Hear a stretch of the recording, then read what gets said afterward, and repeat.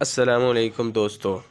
لتھوینیا پیٹ میں درد کی شکایت کے بعد ایک شخص کے پیٹ سے نٹ بولٹ، کیلیں، اسکرو اور فولادی اشیاء برآمد ہوئی ہیں۔ ان کا مجموعی وزن 1 کلو گرام سے زائد ہے۔ لتھوینیا کے ایک شخص نے 2 ماہ قبل شراب نوشی ترک کر دی تھی۔ اس کے بعد اس میں دھاتی اشیاء نگلنے کی خواہش پیدا ہوئی۔ اس نے تقریباً ہر روز کوئی نہ کوئی کیل، اسکرو، نٹ بولٹ اور فولادی اشیاء کھانے کا سلسلہ شروع کیا، جس کے بعد اس کے پیٹ میں دھاتی اشیاء کا ایک ڈھیر لگ گیا۔ فوری طور پر اس شخص کو کلپیڈیا یونیورسٹی ہاسپٹل میں لایا گیا۔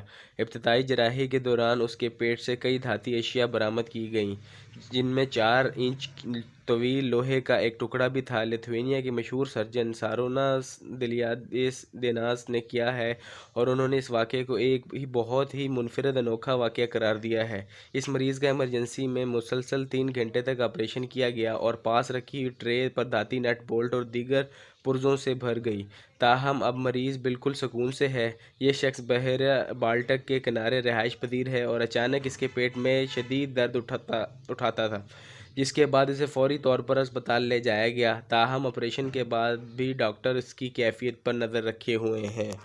اس طرح کی انفارمیٹیو ویڈیو دیکھنے کے لیے ہمارے چینل ملٹی سٹوریز کو سبسکرائب کیجیے۔